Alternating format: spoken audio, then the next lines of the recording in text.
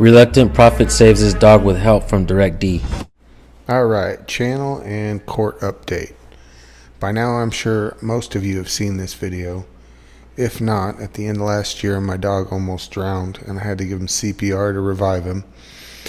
Thankfully he was okay, but unfortunately since then he developed cancer. This is him right here. His name was Prophet, also the namesake of the channel. I had to make the tough decision to have his hind leg removed. We were hoping that they got clean margins, but they weren't able to. And within about 3 weeks, the cancer grew back. So for the first 3 months of the year, I spent as much time as I could with him. And this was when we went out to his favorite place with Direct D, San Joaquin, and the boys. And with all the negativity that comes around with filming the cops, I wasn't really interested in bringing that into our lives. I just wanted to spend as much time, quality time with him as I could, since we knew the cancer was growing so fast. By the time I found out, I literally had a week to make the decision whether to put him to sleep or to have his leg amputated. We went with trying to have his leg amputated in hopes that it would work, but unfortunately it didn't. He was such a special boy. He actually brought the person into my life that helped me get through his passing. 3 weeks later, still not feeling like filming, but I wanted to go up and support my friend Direct D in court, and my neighbor sends me this text message. 2 weeks later, and here we go again. Direct D comes down to visit me. Within about 2 hours, here comes the Tucson police circling my house again. Could it be a coincidence? Certainly. I'm not inclined to believe so. And it just shows these people are willing to harass and gang stalk people that want to go out and hold them accountable and film them. So, as you can see here, they don't give a shit about public resources. They don't care about your money, my money. All they want to do is protect their little blue line gang and do whatever they can to quash anybody who's going out there and trying to hold them accountable, filming them, getting their rights violations on video, putting them on the internet for everyone to see. Those are just a couple of things that are going on outside the court and the biggest reasons why I haven't really been posting. And I'm sure all of you want the court update, but before I get to that, I want to give a quick synopsis of what's going on because it is a big, huge story. The story goes back further, but for today's video, 4 years ago, the development team for this property you're looking at here wanted to build homes. Well, to do that, they needed to rezone the property, and they needed me and my neighbor's permission. They held a community meeting and asked us what we would like to have happen so that they could build homes here. We gave them a set of conditions. They agreed to those conditions and were granted the rezoning. But since then, I was able to get my hands on a set of their drawings early on and saw that the biggest provision, the single-story provision, was removed. So I reached out to the county development team and was told that the developer was spoken to and they are not able to accommodate my request. I then reached back out to her about a few other things, the buffer yard, and I was told that I could find the documents online myself. The office was closed due to COVID. Please do not contact her again, and she suggests I get with the developer for clarification. So you can imagine the response I got when I reached out to Richmond directly. They said, nah, ain't gonna happen. So as you can see, from the beginning, I tried to go through every proper channel that is usually afforded us, and I got nothing. Then started in the early morning construction with the big trucks and the trash and the flooding. And when I called the sheriff's department, it ended up turning around and me being the bad guy. And after 4 years, you guys would certainly think that I'd be done dealing with this bullshit, right? Nope.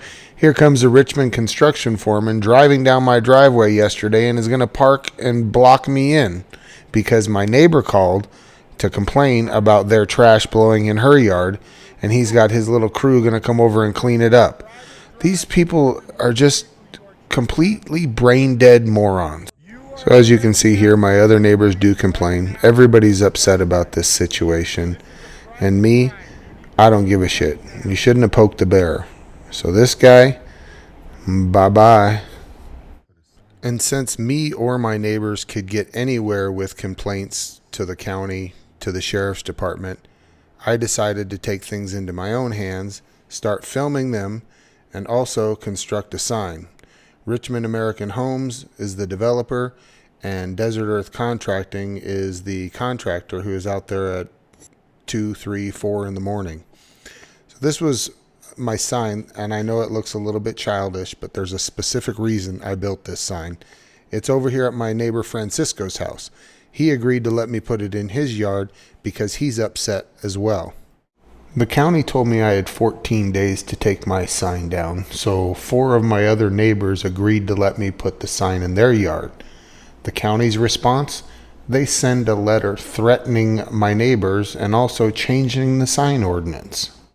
The county also sent me a letter, but mine came from the county attorney's office, and they threatened to sue me and fine me up to $5,000 a day. So thankfully, Richmond relented.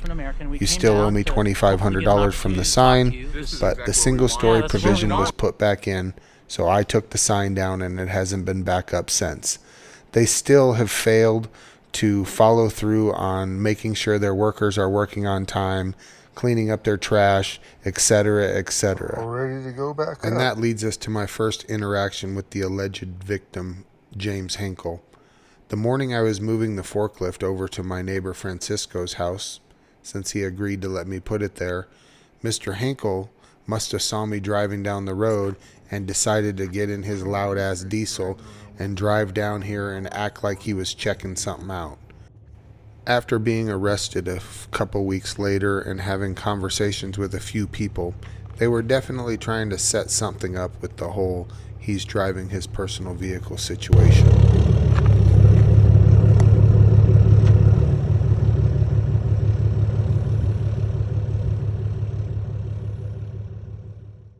When you guys get to listen to this guy's 911 call, you'll understand that these construction workers took it personal and thought I was putting up the sign because of them. You guys pouring concrete this morning? You guys pouring concrete this morning? Are you pouring concrete this morning? I have no idea what you're doing. No, you don't work here? You don't work here? Are you recording me? Yeah. For what? Well, construction starts at 7 around here. Yeah, that's not a company truck either. There's all kinds of people that drive around here. Okay, yeah. People drive going to work every day just like I am. Okay, well, Good day. it's early. You got your lights in people's driveway, bud.